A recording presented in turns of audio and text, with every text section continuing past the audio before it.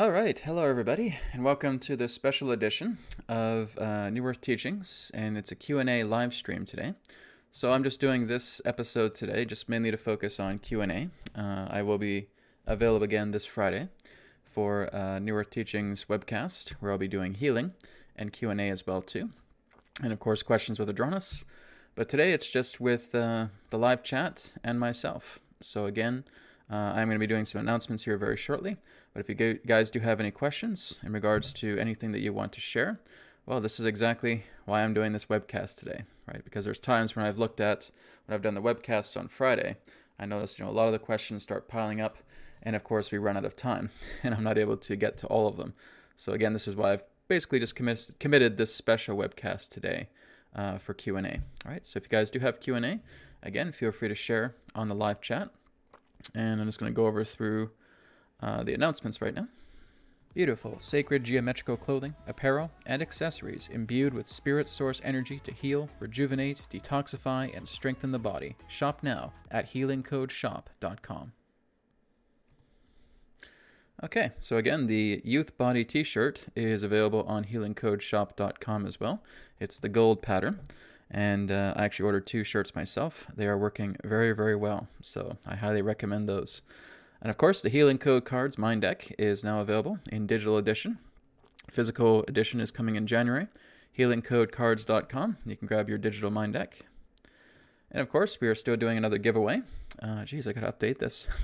Completely forgot to update this one. It is actually at the end of November. So rather than October 29th, should be saying November 26th and announced on October 30th. So on the 26th of November, I'll be doing a free drawing on our Facebook page, facebook.com/healingcodecards. Have quite a few comments there already. So all you have to do is just comment on the pinned post that is on the Healing Code Cards Facebook page, and you'll be automatically entered into a free drawing. And I'll be giving away 2 Healing Code Card body decks. So again, feel free to check that out. Again, I just need to update this. November 26th is going to be the drawing, and the 27th of November will be the announcement on the 2 winners on that Friday webcast. So go ahead and check that out. Of course, healingcodecards.com. For now, the funny thing is, Amazon on Amazon, the Healing Code Cards have been flying off the shelves. So they're currently sold out. The good news is there's another batch that's coming, so it should be there in the next few days to replenish on Amazon.com. There are still some cards on Amazon.ca, but the Amazon.com website has just been completely, the Healing Code Cards are just flying off the shelves altogether. So you can still order on the healingcodecards.com. If you're in Canada or the US, you can still just go into international, as an international customer on healingcodecards.com, and you can order them there. Okay. And finally, another special announcement is the debut of New Earth TV Live. So this is going to be happening on December 1st. Now, New Earth TV Live is going to be featuring the new version, the new look of the weekly webcast that I'm going to be doing I got dyslexia this morning, guys. Sorry. The new webcast that I'm going to be doing this in December with my good friend Zach Hader. All right, so he's going to be the co-host for New Earth Teachings Live, and that's going to be the New Earth TV Live. That's going to be the new name for the webcast. It's going to be happening in December. And we're actually going to have more deeper Q&A, and of course we're going to still go through healing as well too. And then it's also going to be the debut of the Spirit Ambassador Classroom, which is going to be happening in December as well too. Again, every Sunday. So the website is currently being worked on right now. It is going to be a social network, and it is going to be a live stream network as well too. So I'm really looking forward to this. I'm rolling it out in December. There will be more information on this coming this Friday on the New Earth Teachings webcast, right, for New Earth TV Live. Again, the website is still in the works. It's nearly complete, and that will be rolling out as well too. So again, it's a great alternative to Facebook and Instagram and all that stuff. So I'm really looking forward to sharing that with all of you, and that will be happening again on December 1st. So again, check out this Friday. There will be more information on New Earth TV Live. Okay, so what we're going to do now is we're going to start off with a guided meditation, and then we're going to be getting into Q&A. All right, so if you guys do have any questions right now, you can go ahead and put it on live chat. Just got a lot of hellos from people. Hello, everybody. Welcome. Good to see you here.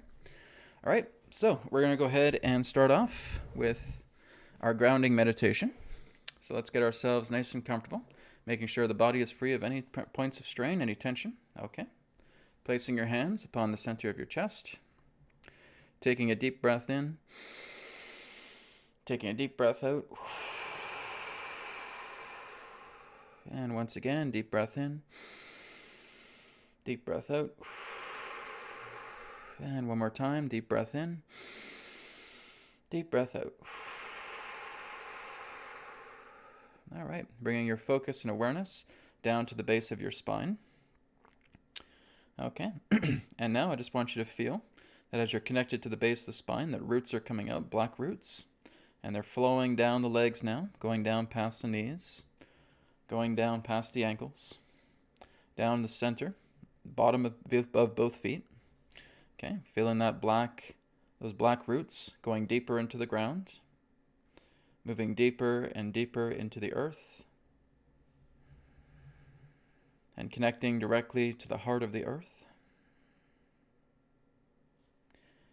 And now, I want you just to go into your body now, starting at the top of your head, and just feeling that beam scan going slowly down the body, and just seeing if there's any tension, any strain, okay, any aches, any sores, any pain upon the surface, okay, and you're seeing that as black liquid, and you're just gathering that black liquid and just putting it down to the base of the spine, where the roots are, and now you're just flowing that black liquid out through the roots, putting it down into the earth, and sending it to the heart of the earth, sending your love, sending your appreciation, your blessings to the earth, thanking her as she transmutes this energy, this dense energy, into pure light.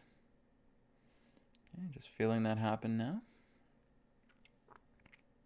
And now we're going to feel her brown energy of the earth moving up through our feet, moving up through our legs, connecting directly to the base of the spine. All right, and now we're going to go through the chakra centers again. Okay, so we're going to start off with the root chakra, colored red, okay, like a tomato red or an apple red. Okay, seeing a pool of red liquid directly in front of you. Okay, taking your finger, counterclockwise rotation 7 times. 1, 2, 3, 4, 5, 6, 7. Moving up now to the navel chakra, colored orange, like orange peel.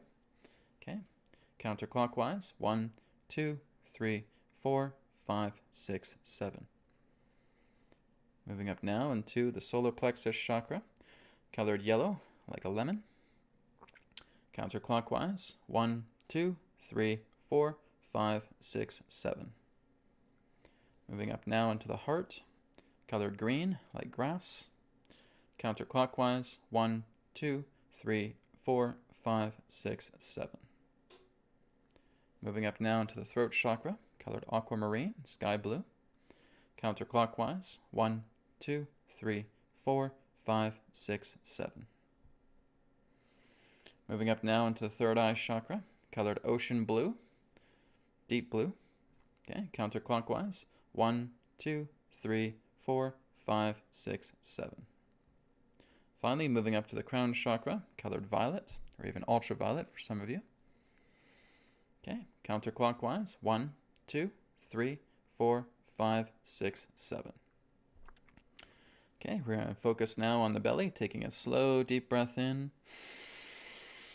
Sending that breath all the way up to the crown chakra. Exhale slowly, feeling the crown chakra opening up, cascading rainbow light going all the way down the body, all the way down to the bottom of the feet, and connecting upwards to the perineum. All right, we're now going to focus on our heartbeat, okay? So just feeling the heart beating in your chest and just connecting to that rhythm, taking a deep breath in, deep breath out, feeling the toroidal field expanding, okay? Feeling the edge of the toroidal field above your head and below your feet, and just feeling that toroidal field slowly spinning counterclockwise. Now again, for those of you who are advanced meditators, you can see the hemispheres spinning in opposite directions if you want. But again, if you're just on a simple level, just looking at the entire toroidal field spinning counterclockwise. with your hands still upon your chest, just feeling now the light behind your heart, representing that of spirit light. Taking a deep breath in, deep breath out, breathing that light out, feeling that spirit light connecting directly to the toroidal field, imbuing itself into the field, and feeling that glow of spirit light as your field slowly starts to rotate, and spirit light is with you here and now. Of course, you can call upon it for anything that you require. All right. So let's take a final deep cleansing breath. And out. All right. And slowly coming back to center now, taking your time, fluttering the eyes. Slowly rotate the shoulders, wiggle the fingers, toes. And you can come back into the present moment. All right.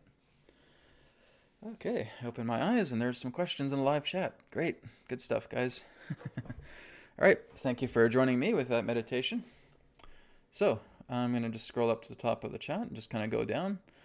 So hello, everybody. Hi, hello from Reno. Hello, eternal blessings. Hello, hello, looking good. Great. Thank you, guys. Again, I'm glad you're here. Like I said, it's a special edition today. I can't guarantee I'm going to do this every single Monday. I just want to do this because so we have some time to work on some Q&A. Because like I said, I haven't had a lot of time to do it when I do the Friday broadcasts because we do other things as well too, like healing and such. So guys, just so you know, I'm not channeling Adronis today. Okay, it's just Q&A between you and me. All right. Adronis is going to come in on Friday. Okay, so the Friday webcast, Adronis will come through. But I'm more than capable of answering any questions that you may have for Adronis. It's just my own particular perspective and point of view. And Adronis comes through, it's his own perspective and point of view. So I'll take questions with that as well. So Avarice says, hi Brad, I remember in a video you said that we were not God itself, and then later on in other videos you said we are indeed God, and not to settle for less. Could you explain that a little? Well, basically it's referring to the ego, right? It's referring to our own personality construct, right? Our own personality construct is not the nature of God, because we get very much into that personality, into that conscious self. That is much more, you could almost say, antichrist in that way, because we buy into the ego, we buy into the personality, right? So we ourselves would not represent that nature of God in that form of personality.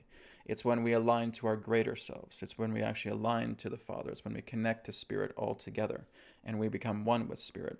That even so, that we can never take God's place, right? If we look at God sitting on God's throne, we can never pull God off of that throne, right? That God is always going to be on the throne. But what we are is we are sons and daughters of the Most High, right? So what happens is that when you start to have that at-one-ment with God, you as the son, you as the daughter, imbue God within yourself. You become at one with God, and now you do the works of the Father as the son or as the daughter. So it's very much like what Jesus was saying. It's what I've said in the past as well too, is that human power has really no power at all, right? It is not godly, right? So whenever we're in our ego, whenever we're in our conscious self, no, we don't have that godship, because that is furthest away from God, right? It's when we humble ourselves. It's when we move ourselves into the divine center. It's when we connect, when we become one with God, when we are at one-ment with God.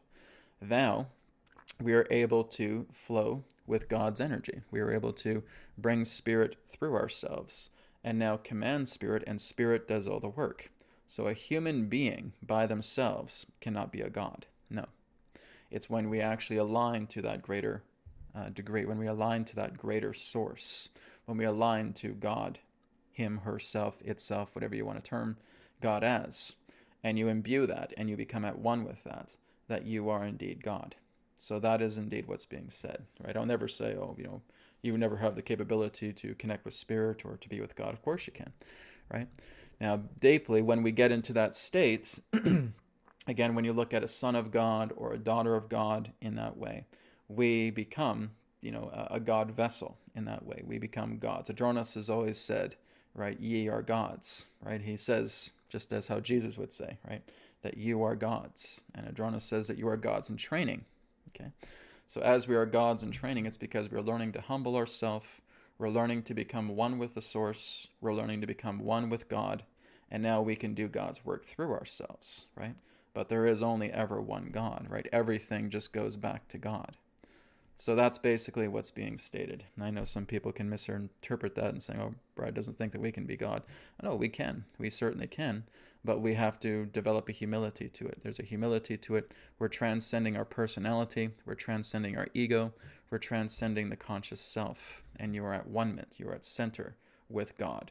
And now you can do God's work. You can become God yourself. But the funny thing is that you cannot be the God. Right? The God will always be the God, but you are flowing through the spirit light. Spirit light is upon you. Spirit light is within your cells, right? You feel that light, and now you can command God, you can command spirit to do the work that needs to be done, okay?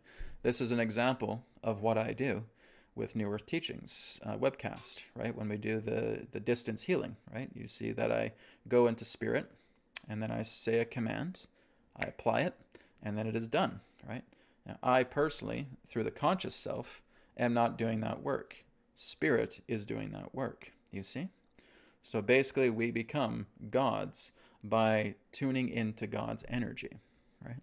So that is beyond the self. It's not something that the human power can do. I hope I'm making sense in that, okay? If you're ever confused, you can always follow up on that. But I'm hoping I'm explaining it the best way I can. Okay, so in a nutshell, yes, we can be gods, but we are not the God. We are just working through God to be gods ourselves. That transcends the personality of the ego, because the personality of the ego can never be God. Okay? So, Mikkel says here, question for Adronis, but Adronis is not going to be here today, on Friday, guys. Can we reincarnate in the past, or do we have to follow the timeline? Well, Adronis has asked this question before in a session, right? People are asking about incarnation, saying, is it possible that we can incarnate into a, maybe a distant past, maybe something that was 5,000 years ago, for example? Adronis's exact answer was, you are everything right here, right now. The only reason you feel that something is happening from the past is because your mind is wired in that state of linearity, believing that something is in the ancient past. But that's not how it works. Everything is available to you now. So where you incarnate is just another perspective of you understanding other versions of yourself right here, right now. So everything's available right now. So it does not matter about, 5,000 years in the past, 10,000 years in the future. These are all just vantage points. These are all different incarnations. And it's not restricted by the nature of time. That again becomes an illusion that we are forging within our own conscious self. We're believing that, oh, can I go back 1,000 years ago? Well, you're not actually going back 1,000 years ago. There's a vibration of you in an incarnation. Let's say that you're female 1,000 years ago in Egypt, okay? That version of you is there. Now, you may be able to identify that. Maybe you go into meditation and you're able to pick up on that lifetime. And so what you're doing is you're vibrationally oscillating yourself. You're using sympathetic resonance to go back into that instance of yourself. And now you can observe yourself in that life. And again, some people will say, well, can I actually incarnate? Is it you have incarnated? You have incarnated as that lifetime. It's already happened. It's already here. It's available to you right now. So yes, we are able to tune in. We are able to incarnate any particular point that we wish, right? And we do that because it's something that serves us, right? So we may incarnate in Atlantis. We may incarnate in Egypt. We may incarnate in Peru. We may incarnate in Australia, right? We have all of those lifetimes right now. It's existing right now. And what you're doing is you're just bringing them into your awareness here and now. Just like that version of you that's in Egypt, that woman, she may meditate, and all of a sudden she's discovering this version of you in 2020. And now she will want to bring that intelligence perspective into her reality. You see how you all mingle together? It's a honeycomb, guys. It's a honeycomb of incarnation that is simultaneously available to us right now. It is not about having to go back 10,000 years in the past or 1,000 years in the future, right? You're not getting a DeLorean, right? Doc Brown is not sitting and saying, oh, where do you want to go? Where do you want to go, right? 10,000 BC? No, it's not about that. Everything is available simultaneously right here, right now. Now, when you are spirit, you decide whatever you want to incarnate as. You can go into that version of the woman that is in Egypt 1,000 years ago. You can go as a high priest in Atlantis 10,000 years ago, right? We're looking at that through linearity. But everything about that nature is happening right now. Those lives are interacting with you right now. We just don't know that they are. They're behind closed doors. They're veiled, right? We just simply haven't pierced that veil to realize that we are those lifetimes. But we can. We have the ability to do this, right? This is what a lot of the masters have done when they've gone into states of retreat. They've meditated for a very, very long time, and they were able to peel away all of these veils. And now they are able to remember every single incarnation that they have ever been. It's come to them because they've dissolved the veils. And how have they done this? Through humility. And when you go into humility, you're entering God nature, right? God is one with you. You are one with God. The Son and the Father, the daughter and the mother, right? So we melt those veils. Those veils become dissolved, and now we're consciously aware of when we've been other people, when we've been animals, when we've been plants, when we've been mineral, we've been elements, where we've been the microcosmic kingdom or the molecular kingdom in that way. We have been all of those things, and we will have conscious memory of that because we're dissolving the veil away from ourselves that is telling us, oh, all we are is just this individual body, right? So you are not only aware of all of those incarnations, you can live through them as well too. You can step right in and you can look at all the experiences that you have in those lifetimes. The sky's the limit. It's limitless, right? So that would be the answer to the question. Okay, and that's partially of what Adronis has answered before in the past in a session. So thank you both Avarist and Mikkel for your questions.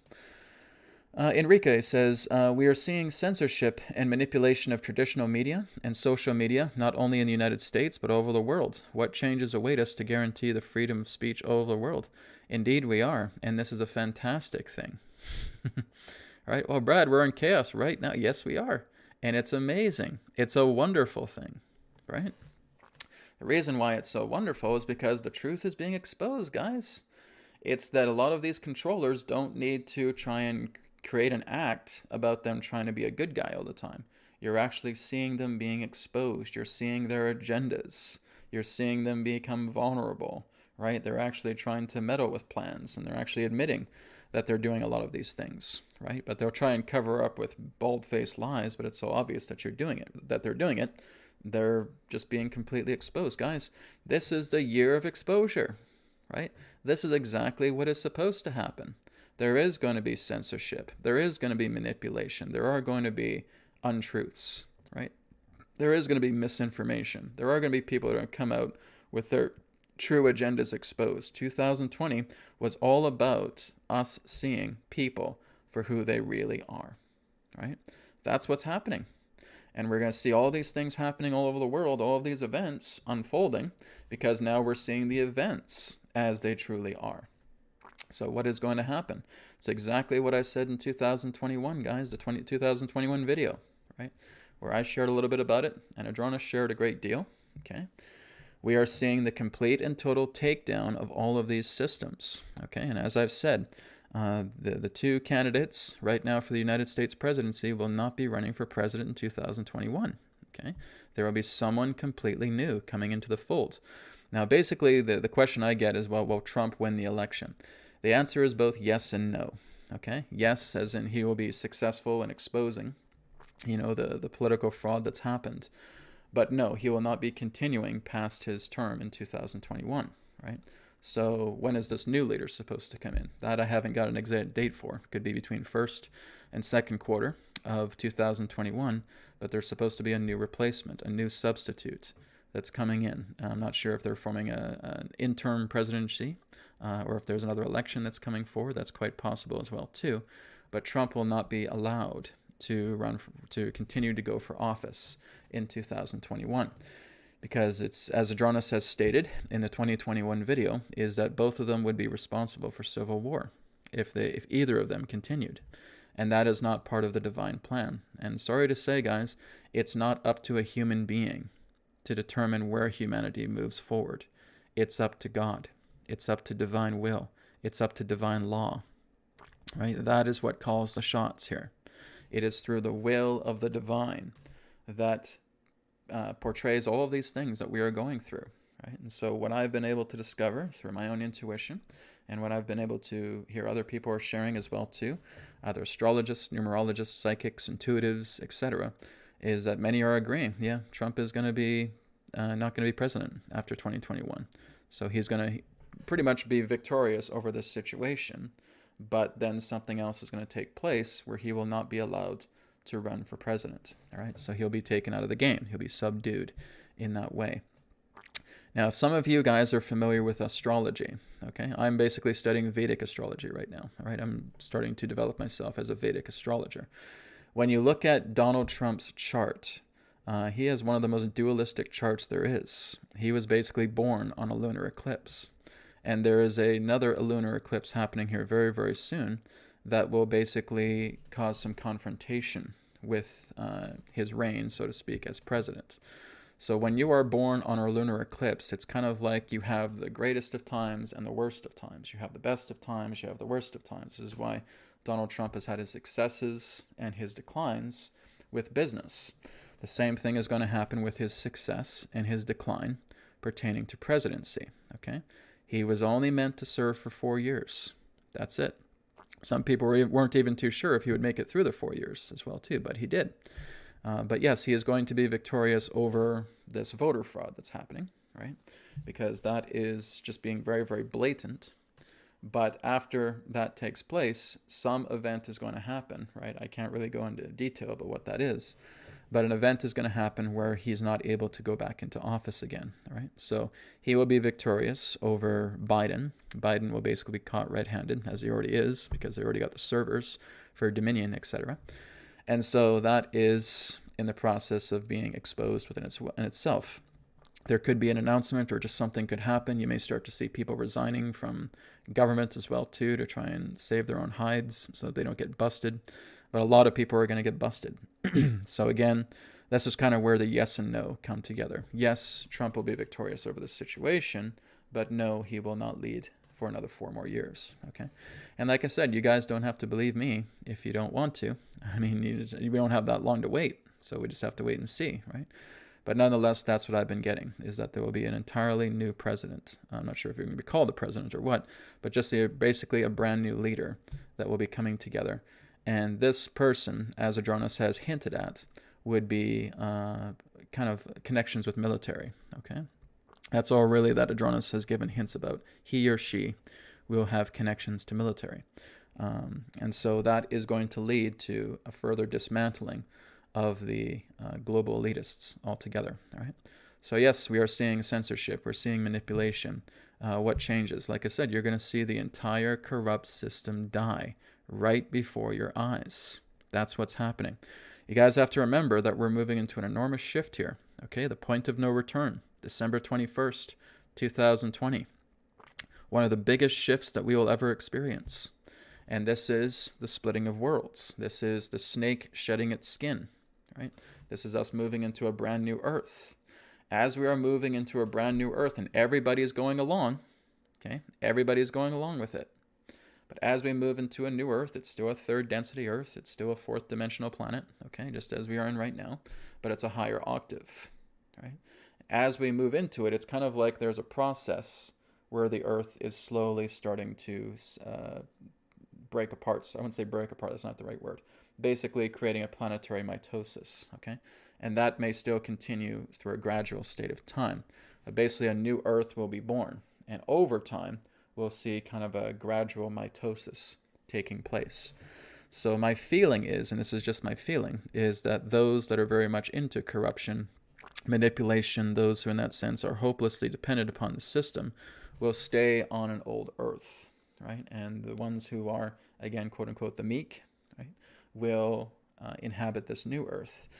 And like I said, 2033 is a time to where we'll see the culmination of the Great Divide, all right, of displacement, which is what we're experiencing right now. So we're witnessing, again, those 3 stages, as I talked about: displacement, repopulation, and harvest. So we're going through that. So right now, in 2020, we're just starting to see the peak of how this entire system is going to be dismantled. Okay, it's not just the United States, guys. It's the entire planet. If any nation has any form of corrupt government whatsoever, because a lot of them do, those corrupt governments will be going down in 2021, okay? No corruption is spared.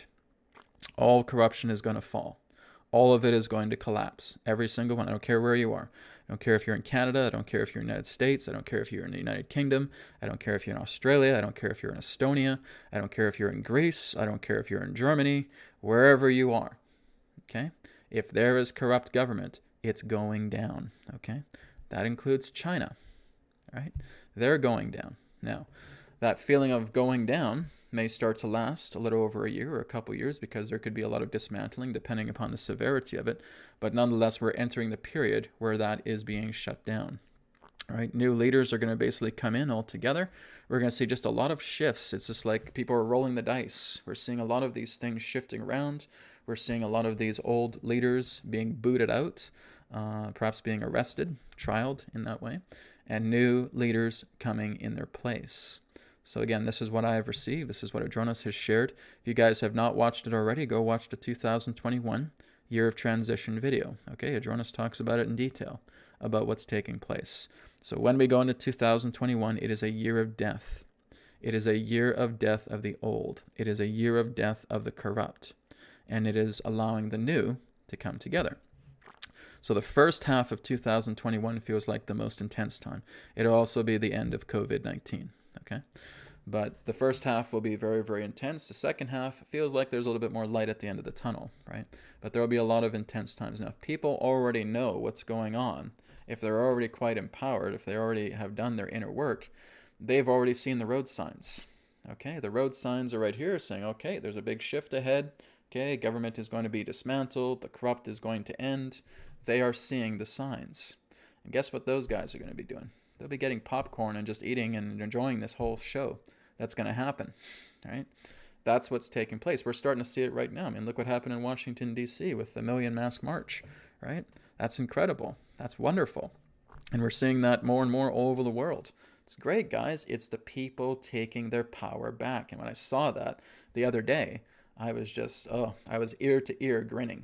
Like, that's it. This is one of the visions I had, was Washington, D.C. having just millions of people all around and showing their support. It's wonderful. That's an amazing thing. This is going to continue as well, too. I could not stop smiling. It's like, this is it. People have taken their power back.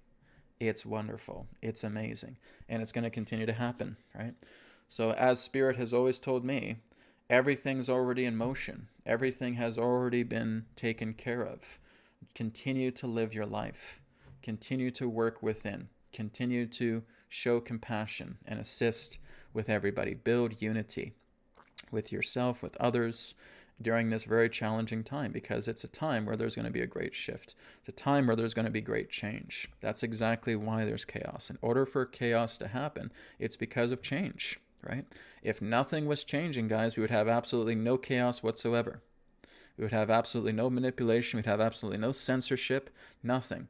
They are basically on a leaky boat, and they're trying to take their fingers and try to plug all these holes where the water's leaking in. They don't have enough fingers to take care of that. They don't have enough people to do that. And their entire body of, I would say basically their entire boat is taking on a body of water, right? And now they're going to start going belly up and down.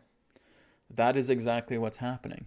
Okay, they have to censor everything because that's them putting their fingers into these holes to try and prevent water to go into their boat. But there's too many leakages now. There's more springing up. Now they're getting big. Now there's gushers coming in. It's exactly what we're seeing now with the mainstream media. It's exactly what we're seeing right now with traditional government, with the status quo, with the corruption, right? It's a leaky boat. And it's so leaky now, again, there's gushers that are coming in. It's the Titanic. And it's going to go like this, and then it's going to go down, okay? But there are those, again, who are so protective of the media, so protective of their government, so protective of the traditional, old, corrupt ways, that many of them will go down with a ship with them, even though we're holding out our hands and saying, come with me. No. They're going to save me. They're going to take care of me. I'm going to stay with them. Nothing you can do, guys. You can send lots of love to them, but again, ultimately, it's up to them. They have to be the ones that say, I'm going to get off this boat and I'm going to go into better shores, right? I'm going to go onto the new boats, the rescue boats that are going to take me to this beautiful land. We want all those people to do that, of course, but unfortunately it's not our call, right? It's up to them. But we can always keep our hand out and saying, come on, just take my hand, take my hand. This is finished. This is going down. No, no, forget it. Forget it. I'm not changing. You're crazy. You're a conspiracy theorist. You're a tinfoil hatter. Dude, your boat is sinking. It's ass up in the air, and it's about to go in the water. Oh, I don't care. The government will fix it. And they just continue to play the violin, right? About how much they love their government and how much they will obey while they're going underwater, right? They don't bother to move their head to see that their boat is actually belly up and it's going down. They don't want to see that. It's like, no, no, no, the government will save me. Government will take care of me. Government will never betray me. Government will never be evil. Government will help me. And then now they start drowning, okay? Unfortunately, there's nothing we can do for them, okay? We can always hold out our hands. We can always try to be of assistance in the best way that we can, but they have to be the ones that have to reach back, okay? We are not going to grab them and pile them up over our shoulder, okay? We don't do that.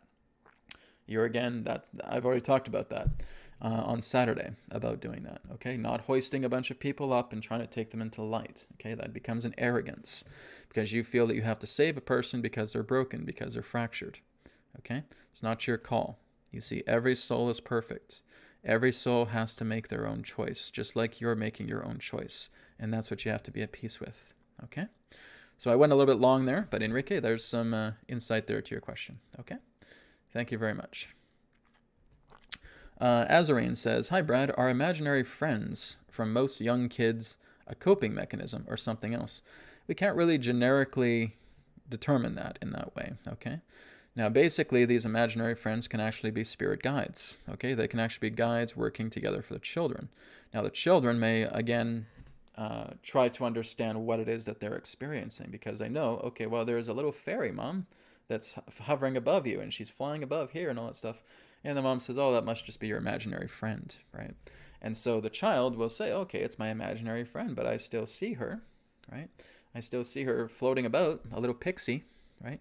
Or I can see a woman standing in front of the door, and the parents look, and they don't see anybody, but the child sees them and says, it's a beautiful woman. She's standing right by the door, and she's waving at me like this.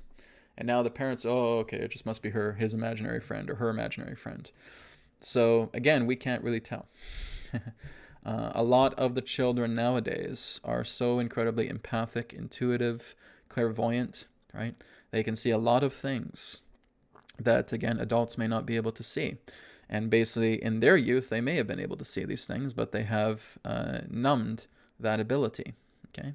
But when children come into the world, many of them, they are very fresh to spirit, and they can have these profound inner abilities that will enable them to see a lot of phenomena, okay? So we cannot understand if it's just an imaginary friend or anything like that. We can't get inside their head, right? We can't get inside their mind. Like I said, you're in your own universe, right? So what I would do is I would just support what my child is experiencing, right? If she comes up to me and says, Daddy, Daddy, I see a fairy over there. Oh, that looks great. What do they look like? Oh, this is what they're saying. Okay, what are they saying? What are they saying, right? So I support that. I encourage that. But I can't say it's an imaginary friend or something like that because I can't perceive what the daughter is experiencing, right? So what I do is I support. I will never shut her down. I will never shoot her down because she's talking to other beings that, from my perception, appear invisible. But from her perception is quite visible, okay? My firstborn daughter is very much like that. She's very psychic, right? She was able to hold on to trees and hug them. I almost had to try and peel her off trees because she went up to them and just started hugging every single one of them. And she could see things, and she was very, very psychic, right? She still is. So again, you want to encourage that. You want to encourage that love. You want to encourage that happiness. You want to encourage that support. And you're not concerned whether something is imaginary or not. You're just being loving because you're seeing how happy it's making them. You may also see that maybe they experienced something that was unsettling, and then they tell you exactly what the message was, and nonetheless you're helping them with love, right? But maybe that situation that they shared with you is now coming to pass. It may have been a premonition, okay? So like I said, it's about being able to encourage those gifts. It's about encouraging those abilities. It's not discouraging them, okay? People discourage them because they're so afraid of feeling that they have a child that's crazy. And that's not the case here. You're not crazy because you're psychic. You're not crazy because you're intuitive. You're not crazy because you see these other forms of beings that other people can't see. That child is here for a reason, to share that information, because she is a bridge between physical reality and spirit. So encourage it. Does not matter what you label it. Okay? Thank you for your question. Okay. So going down the chat here a bit more. There's a lot more coming in now. Okay, let me just go back down here. Okay. Okay, Crystal of Twin Star Enterprises. Love the name. Hello, Crystal. My crown chakra blew open last night, and I was taken on a tour of the cosmos. Great. Question, what does this mean for my union with my divine masculine? Well, you're only seeing yourself in parts, Crystal, and that's something you don't want to do, okay? Don't just look at yourself as a divine feminine or a divine masculine, right? It's what people are starting to realize is saying, I'm not just trying to be here to be a good woman or a good man. I'm here to be a great human being, okay? So the whole idea is that if you just keep looking at yourself in hemispheres, you're missing the whole, right? If you're looking at the left and if you're looking at the right, you're not seeing the entire picture. So when your crown chakra opens up and you're exploring the cosmos, how about telling Spirit to show me my entire being? Show me in wholeness. Show me in union. So here's my feminine counterpart, here's my masculine counterpart, and here they are abridging together as one, right? It is unity that you want to see. You are never going to have full out realized experiences by only looking at the sum of the parts of reality, okay? You want to look at the entire thing.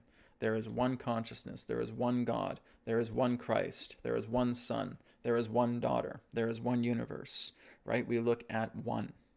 So when we start to unify ourselves, when we connect to this great experience that you had, you want to encourage the wholeness, the unity of yourself being observed, being witnessed, and being integrated within yourself, rather than just looking at yourself in masculine and feminine counterpart qualities, because that, again, is only representing separation.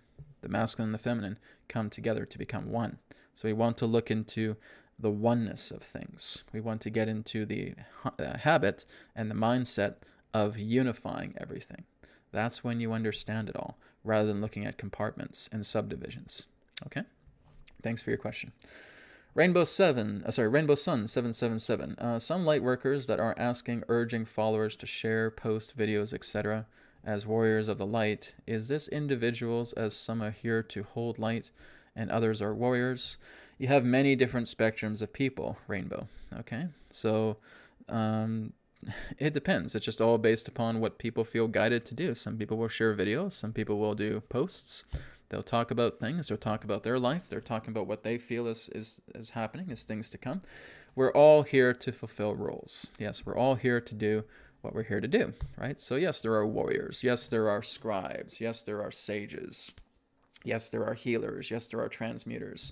It's kind of like the 5 I've talked about relating to your entourage, right? So you have the healer, you have the purifier, you have the transmuter, you have the warrior, you have the sage, okay? So you can even look at that in archetypes of different ways relating to people, okay? We're all here to do what we're all here to do. We all represent part of the whole, right? And when we come together and we unify, now we see the oneness of everything. We're seeing people on the same page. We're seeing that people are standing up. They're no longer taking any of the old dribble from the old ways, the old corrupt, right? They're standing up, and now we're coming together. We're holding hands. We're forming circles. We're speaking as one, and that's the most powerful thing you can ever experience, because now you are unified, right? There's no longer any subdivisions. There's no dividing in regards to that great union that's taking place. That is what you want. You want to connect in that. And you can do that on your own, or you can see that happen through the collective.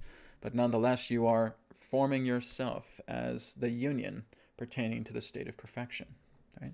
So everybody is here to do what we're here to do. To hold light and others to be warriors. Even warriors hold light, right? They just work with light in different ways, but they are certainly holding light. A warrior is basically someone who is fearless, right? Someone who will basically stand up. Doesn't mean they have to have a sword and a shield. What that means is that they are always going to oppose deception, right? They're going to stand very, very tall.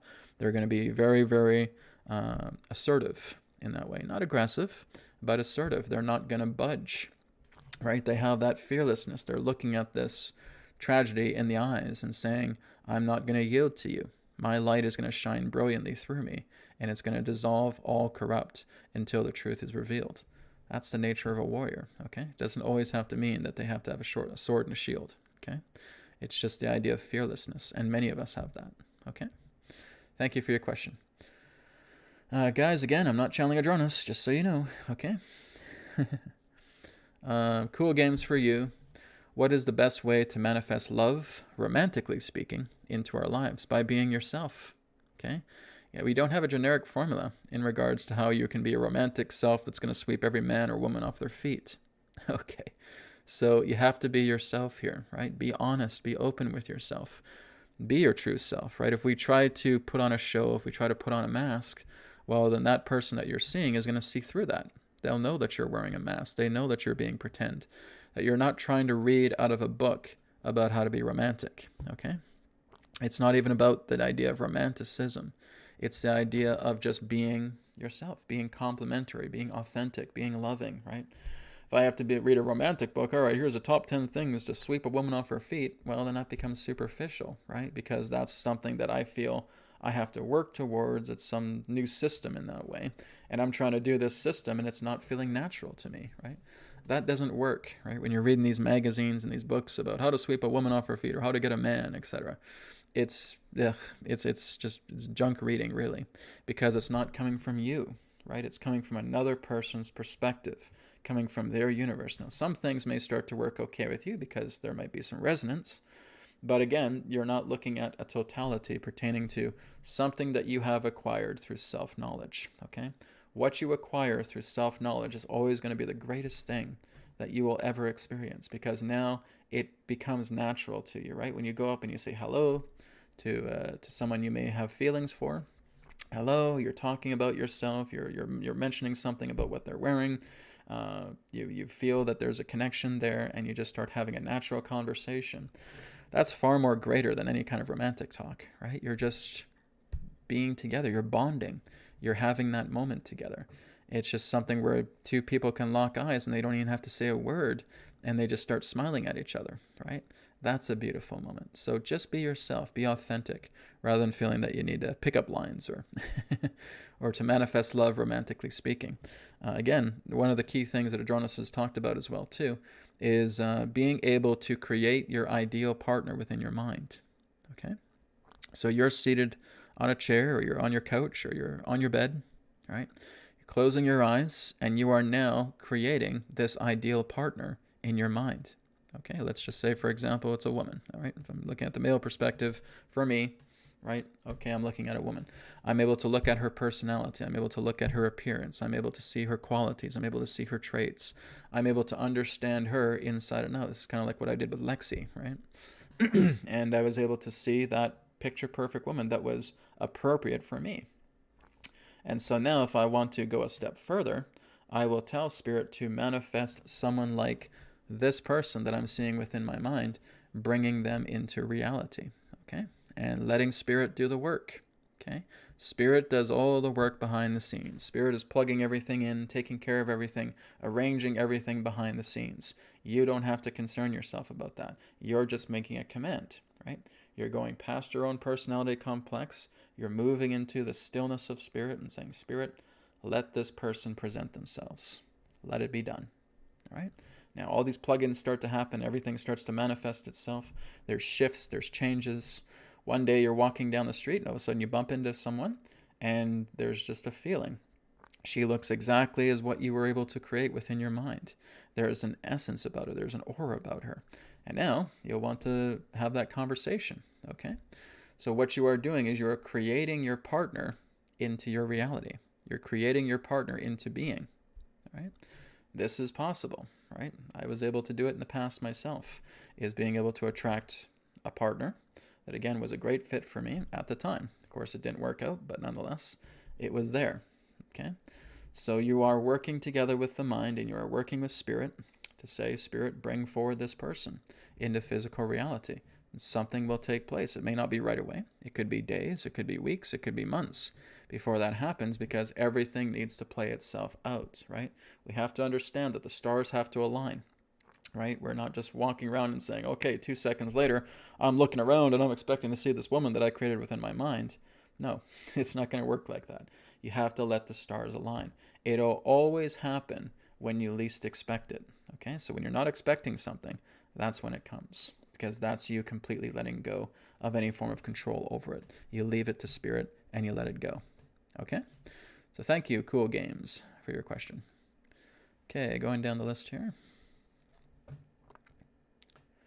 Okay, here's one for Thin Q. Thin Q, I like that. Okay, Thin Q says, been thinking about this a lot. It seems to me that we keep trying to kill off the ego as part of a false matrix. Isn't the ego part of the human experience? It seems interdimensionals have plus ego. Well, basically, we're not trying to kill off anything, right? It's not about killing the ego or anything that way. You're trying to take a dagger to it. You're trying to blow it up. You're trying to nuke it. No. What we're doing is that we're starving the ego, okay? So what you're doing is you have to firstly understand the perception of true love.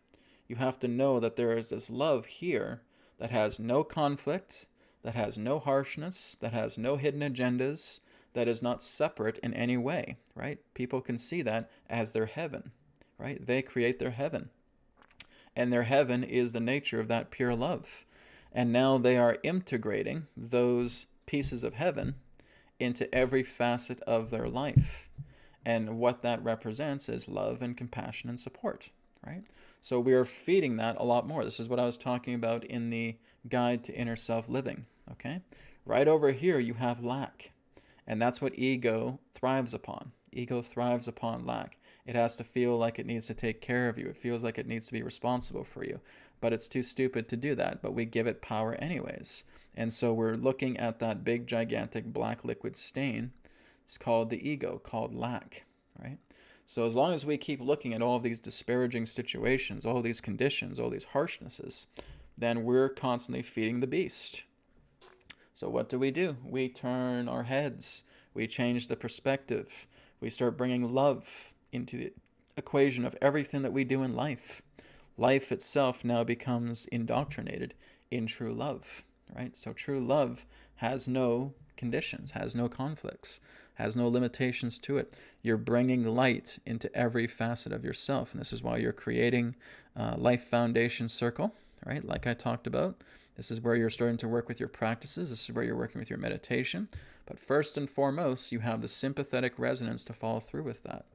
So am I killing off the ego? Well, I'm shrinking it down. I'm starving it, right? I'm not taking a dagger to it. I'm not blowing it up, but I'm not giving it any attention. And that's really the whole idea.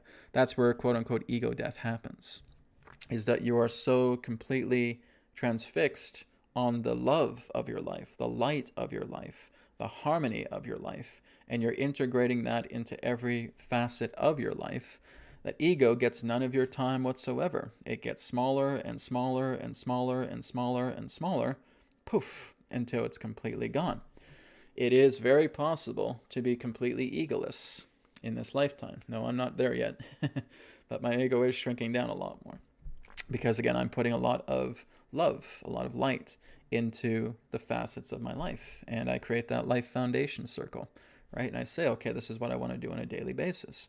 That's going to integrate more love into my life, right? I'm doing more of the black ball technique. I'm doing more of the EQ method, the BCR, the TC technique, etc. Those are the practices that I'm doing, the 5-minute focus, okay? And I'm building these things. I'm meditating, right? And I'm being repetitive. I'm continuing to be repetitive, and I'm continuing to do this on a daily basis, and I'm making more and more of my day loving and fulfilling. I don't care about world affairs. I don't care about what's going on in the world because it's not my responsibility to take care of. If it was, I would be attracted into that type of collective where I'd have to do that type of work. Maybe I'd have to be Prime Minister of Canada or something like that, right? But I don't. And so I know that that is not for me to take care of. That is a collective event. So what I do is whenever I feel, okay, I look at something on the computer, I look at the looking glass, right? When I'm looking at this right now, I'm looking at a screen that represents a looking glass and say, this is just the looking glass. Through this looking glass, I'm looking at many different facets of reality. Does it have anything to do with me? No, I'm not mentioned by name. There's no personal connection here between what I'm seeing as I'm scrolling through the looking glass of Instagram, or as I'm scrolling through the Instagram of Facebook or Google, or anything of that nature. Nothing to do with me at all. So if I become conflicted with that, I pause, right? This again is in the Guide to Inner Self Living video, guys. Watch it if you haven't seen it, okay? I pause, and as I pause, I did BCR technique this morning, and I just saturate that entire event with love, okay? Maybe it's two people hurting each other. Maybe they're in a fight, okay? I pause the video, okay? I go inside because I felt disturbed by that, and I said, love, saturate that entire situation, okay? And you're feeling the love coming down. You're feeling that love just completely saturating that entire situation that you've witnessed on that video, okay? So now you have done that. Dear Spirit, may whatever happens through that situation be for the greatest good of all. Amen. Release and carry on. And that's it. You have completely released yourself from that situation because you felt personally responsible. And all you're doing is you're just showering the love on there. You're feeling the love coming into that little video. You're feeling the love coming into a post, okay? You're feeling the love coming into an audio clip, right? Whether it's a video, whether it's an audio, whether it's an image, whether it's a post, whatever it is, you're putting your saturated love all over it. When that happens, that means that you are neutralizing yourself from the involvement of that situation, all right? You are no longer involved, right? So this is where you talk to Spirit and you say, Dear Spirit, whatever happens with this situation, let it be for the greatest good of all. See? So the reason why I say that is I put it in Spirit's hands to resolve. I trust Spirit to take care of that situation, rather than feeling that my ego needs to be personally conflicted with that situation and getting offended because the ego has no power at all. Human power has no power at all. I'm not in my godly state when I'm in the ego, but I'm in my godly state when I'm in a state of love, when I'm in a state of humility, right? So God is not there when we're going into the ego. We're confined ourselves, right? It's limitation rather than the idea of the infinity of God, the endlessness of God, the infinite power of God, right? We're contained inside a little bubble, or inside a little cube, rather, okay? And that is us confining ourselves and believing we are limited and we are separate and we are conflicted and we are offended by everything, okay? That's when you're at your weakest. That's not your strongest, okay? When you're constantly looking at all of these conflicts and trying to find solutions through the ego, you are at your weakest. You're not at your strongest. It is when we actually go inside and we saturate all of that with love and we realize that this is not a personal calling to me. This is just something that I've witnessed. And it's something that's conflicting with my heart. Because again, I feel like I'm personally involved when I'm not personally involved. So I'm going to saturate all of that post, that situation with love. I will say, Dear Spirit, with whatever happens with that situation, let it be resolved with the highest best good. Apply. Now I'm free of it. I've given it to God. I've given it to Spirit to take care of. And now I can proceed. Now I can continue to walk on. Okay? I can carry on. So that is setting yourself free. We want to remember to do this every time we're on social media, because I catch so many people that just get angry if someone replies to something in that way, or they're seeing a video and they get outraged, or whatever it is. You're attaching to the looking glass, okay? What I've also looked at is other people in your reality, okay? These are, as I term, solarverses, okay? That's SOULIVERSES, solarverses, right? We have universes, we have solarverses, okay? What have I said about a soul? A soul is within their own universe. So whenever another soul is trying to tell you what to do, you're having another universe beyond your universe trying to tell you what's good for your universe when they've never stepped inside your universe. Right? It doesn't happen.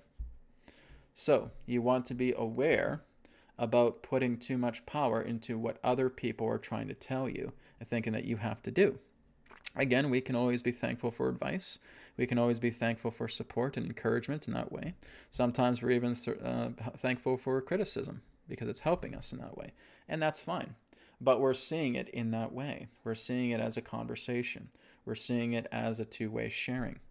But if we feel that we are being dominated by another universe that has never stepped into our own universe, why are we doing that?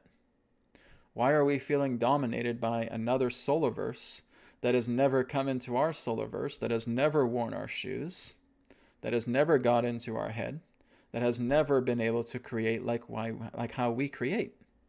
So why are we burdened by that? Because of ego, right? It's the involvement, it's conflict. You are instantly giving that person or persons power over yourself, thinking that they know your universe better than you do. How can they? They can't. They can't enter your universe. You see? This is where you're taking your power back, okay? Does not matter if it's a family member, does not matter if it's your wife or your husband, your boyfriend, your girlfriend, your brother, your sister, your best friend, a coworker, a boss, a politician, okay? They do not know your universe.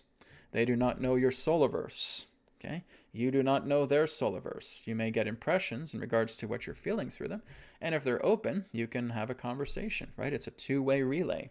It's a sharing, right? Sharing is always great. That's fine. But when it's imposing, right? When it's a dominance, when it's the idea that they're trying to clench their fist and they're trying to get into your universe, they can't, right? It's only when you give power to them that now they are feeling strong and they are feeling mighty, because you're constantly giving your power away to them, and now you're just charging them up. Because, oh, I got a victim here. This is great. I'm gonna dominate over this guy now. I'm gonna dominate over this girl now. And I'm gonna have their power, and I got a puppet right now. So you want to be aware of that, okay? There are other solarverses. Does not mean that they know exactly who you are. Nobody can, right? The only one who knows all that you are is God, okay? You are God's creation. But no other soul can know who you are fully, okay? So again, that's something very important to understand. Just like we were able to bring peace to a post, to what we see through the looking glass, we are also able to bring peace through what we have experienced through other solar verses. All right, and we're making peace with that the same way. So again, I go into a state of withdrawal. I go into a private space. I do something like the TC technique, okay? Here's what this person said to me that I felt was very, very mean, all right? Well, here's my love energy right here. And so I go into my love energy and I saturate that debris with the love energy, all right? And again, I ask myself those two questions.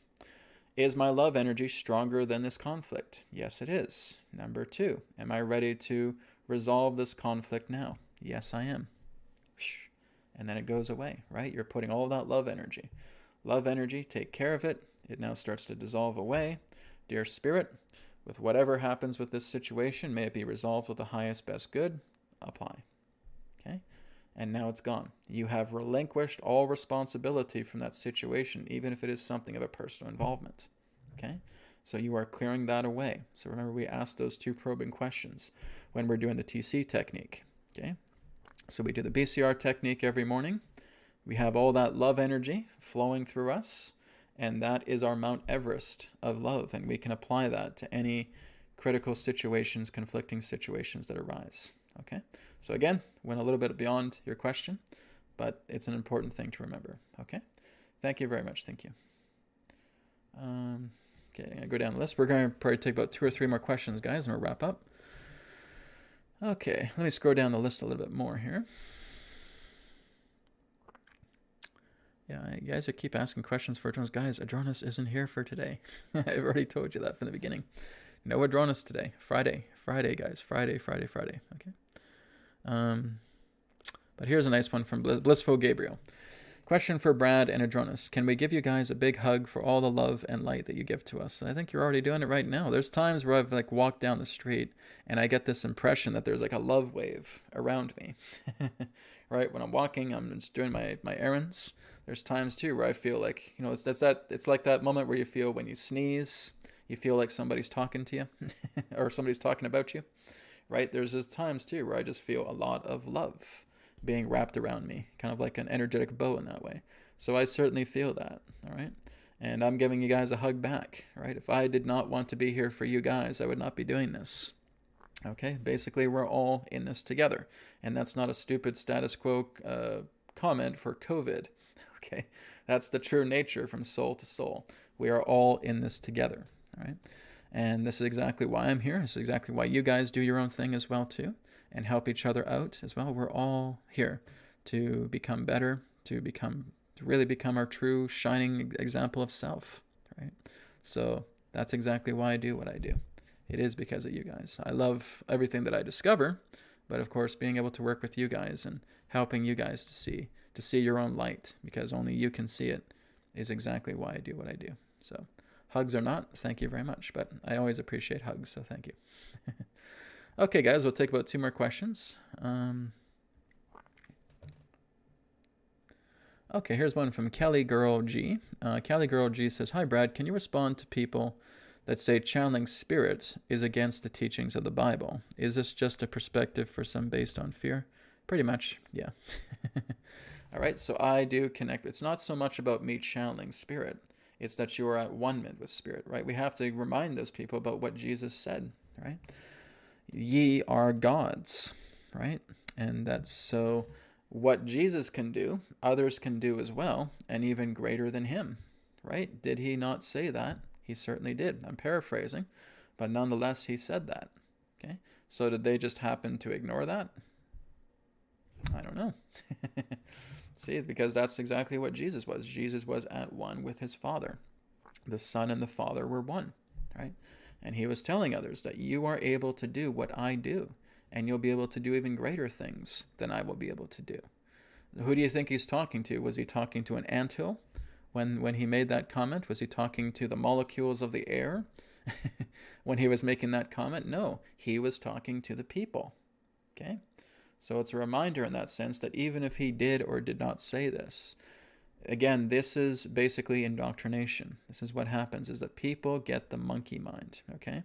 And the monkey mind has been responsible for so much chaos on the planet because we basically indoctrinate the gospels of what other people discover, okay? As soon as somebody discovers something new that is being much more universally accepted, we hold them on a pedestal. And if you ever try to say something different than what they say, you will be met with severe defense, okay? They will oppose that because the monkey mind is satisfied. All right, we held that person up on a pedestal. They discovered this. They're the owner of that. Don't you dare. Don't you even think about trying to contradict what this man discovered. Okay? That's how we operate, right? We get into that monkey mind. That monkey mind just locks in and says, okay, here's a golden lock. It's exactly what this person says. Isaac Newton discovered the discovered the law of gravitation, or whatever. Whatever it is discovered. Einstein discovered the E equals mc squared. Don't you dare contradict that, all right? The laws of gravity, that's Isaac Newton. Don't you dare contradict that, right? So we put these golden locks, right? Our monkey mind puts golden locks on everything. The Bible says this, says that this is exactly what happened. Here's my golden lock. Don't you dare. Don't you even think about trying to criticize the Bible, right? And this is, again, what people get into. Their monkey minds get locked into making something absolute, right? Relative discoveries become absolute within a monkey mind, okay? So, and they're not giving their monkeys bananas. They're just chaining up their monkeys and saying, nope, make sure no one gets through here. Don't ever try to contradict what is found, because this is the gospel. This is the absolute truth. No, it's not. Get the pitchforks, right? Get the torches. Let's set this guy on fire because he deviates and says it's not the absolute truth. Okay? That's exactly what happens. People are so heavily mind-controlled and programmed by something. They don't even read the entire thing, right? When they actually sit down with these people and say, have you guys actually read the Bible from first page to last page? No, we just look at certain sites here and there in church, 2 or 3 pages at a time. So you actually haven't sat down and read the entire thing. No. And how do you know exactly what the Bible says? If you haven't even bothered to sit down and read it, okay? You have to understand that what's happening in the majority of the Bible is actually prophetic vision, okay? It's not actually, all of it is not all literal events, okay? There's a lot of it that is much more prophetic vision, right? The idea of being lost in the desert for 40 years. No, guys, there's nothing practical about that, whatever. And then being able to smelt metal and create a golden calf, okay? No, guys, we are not literally doing that in a desert, okay? That is all part of prophetic vision, okay? People don't get that. They take the Bible very literally. And there are some literal aspects, like the life of Jesus, right? There's some of that, but there's also prophetic aspects. There's dream aspects, right? But it's all been manipulated, right? It's all part of ancient Roman councils that have been responsible for the manipulation of that. Because many other Bibles or other stories of the Bible, other chapters in that sense, other books were burned or discarded, right? So again, you're not getting the full truth.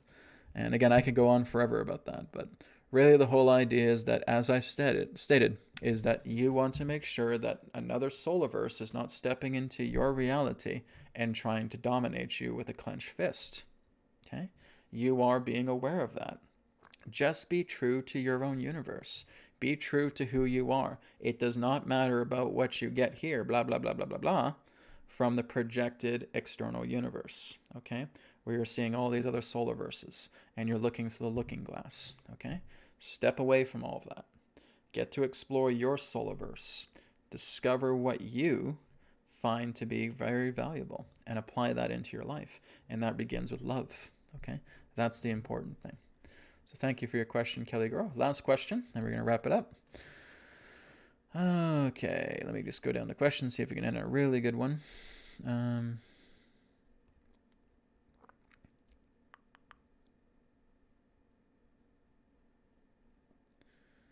Okay. See if I can find like a golden question that we can end on here.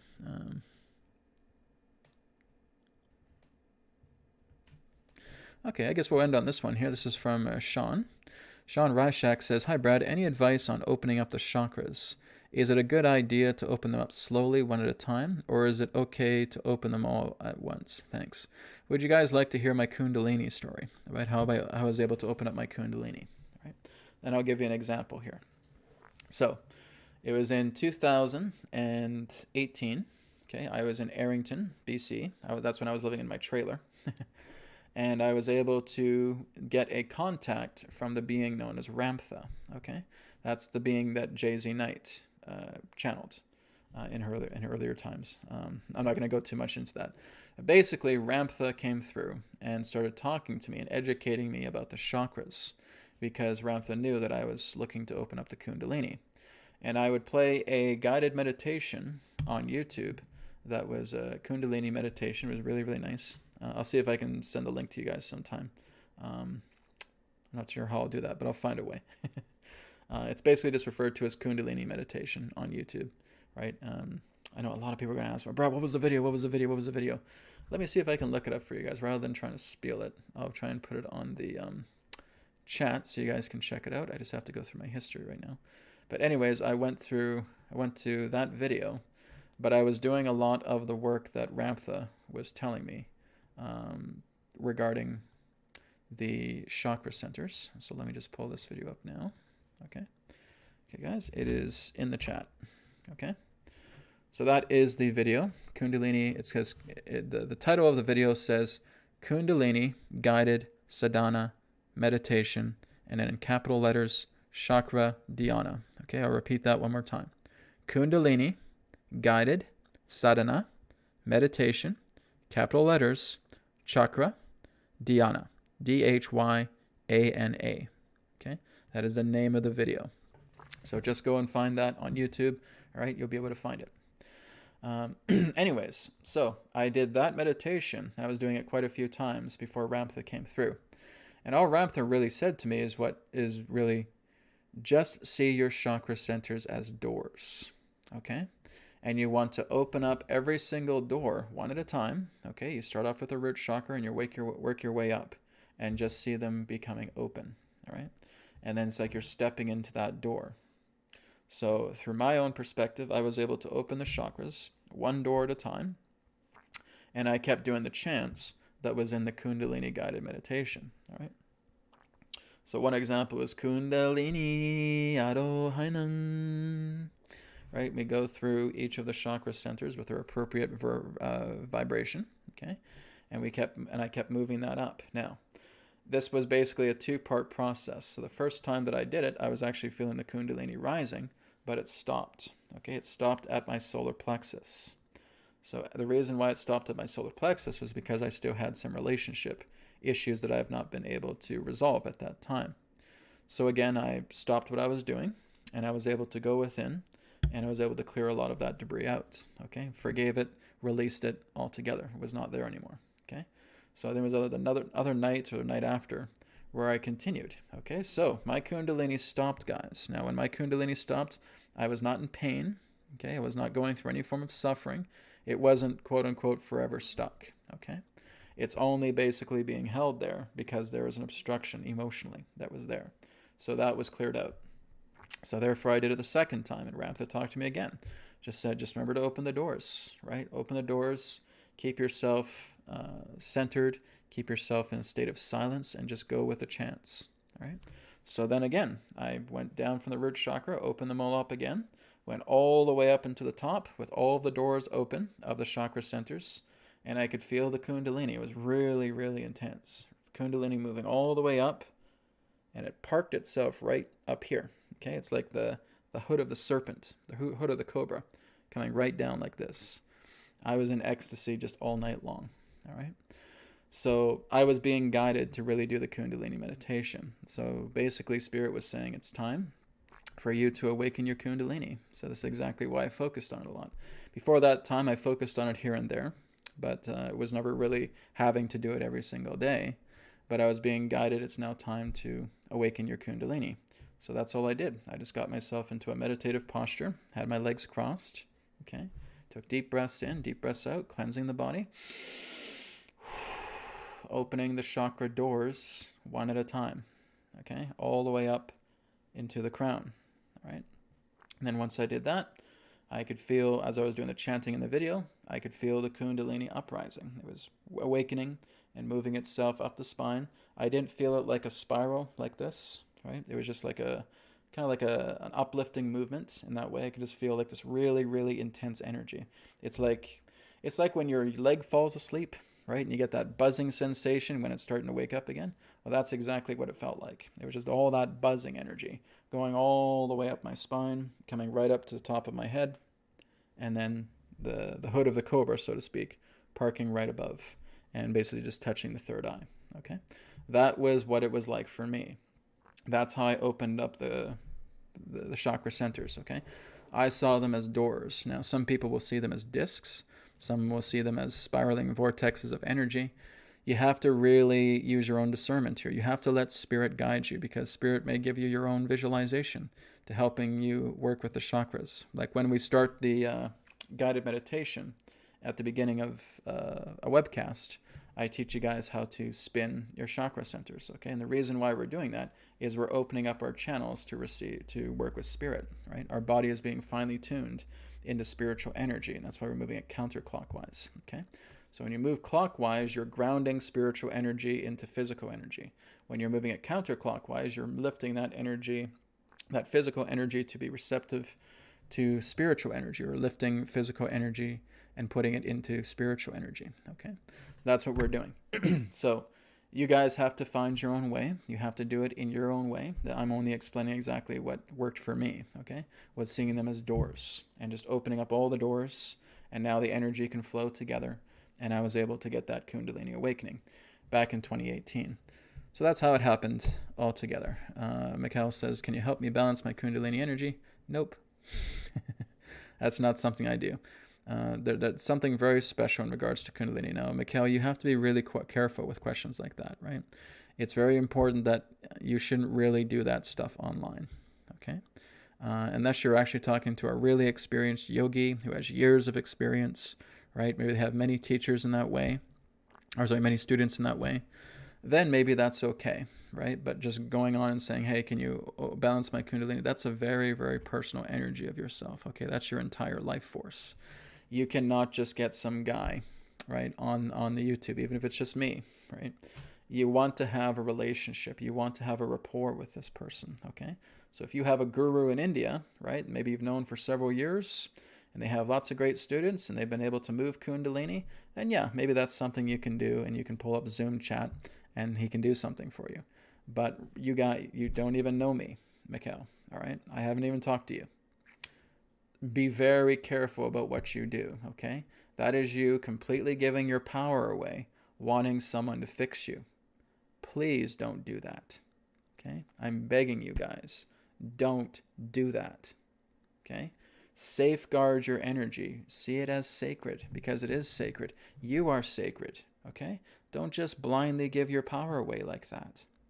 So when you know somebody, if you're going to India and you're talking to these masters, and yes, I'd be very, very happy to help you with your kundalini. Okay, well, I'm going back to the States, and let's do a Zoom call. Okay, the yogi is now able to get on a computer, and now he's able to work with you remotely because you know him, all right? You have rapport with him, okay? But if I don't talk to you one-on-one, then no, there's a breach there, okay?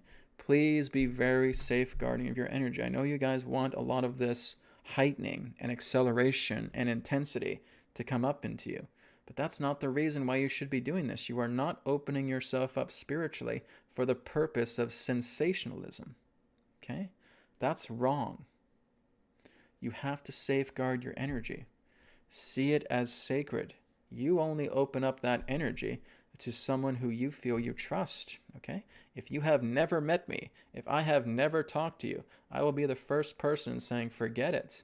I'm not going to work with your kundalini energy, because that's a powerful energy, okay? And I've never done that with anybody. So not only would I not do it, I'm not experienced to do that, okay? It's different when I'm bringing spirit in and working with you in that way. But when you're opening up your kundalini, that is a very powerful self-experience. That is a self-journey, okay? And I want you guys to be very aware of it. So all I can suggest and all I can recommend to you guys in the wisest way that I can, please guard your energy wisely, okay? Don't just give away your power to somebody who you don't know, who you haven't talked to, who, okay, maybe they have a good following on Facebook, but I actually haven't talked to the person. Get to know that person if you want them to help you out, okay? Get to know them and ask if they've done this with other people before. Oh, yes, I've done it with 30, 40, 50 people. I have 50 students in that way. I'd be happy to do it with you. Okay, now I have a personal rapport here. I feel a good energy with this person. This person knows me. They've talked to me. They feel I have a good energy as well. It's a two-way street. So now I can work together with that. So guys, please be careful with that, okay?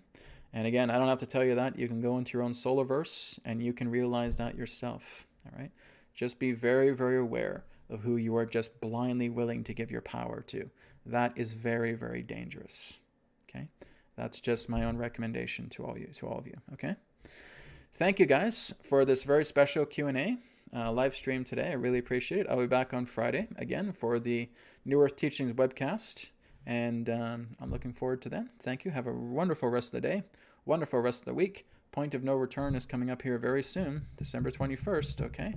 So work with that guide to inner self-living, because that's helping to give you some tips in regards to that process. And again, most importantly, work with your solar verse, okay? Very important. That's first and foremost. Thank you, guys. Take care, and we'll talk soon. Namaste.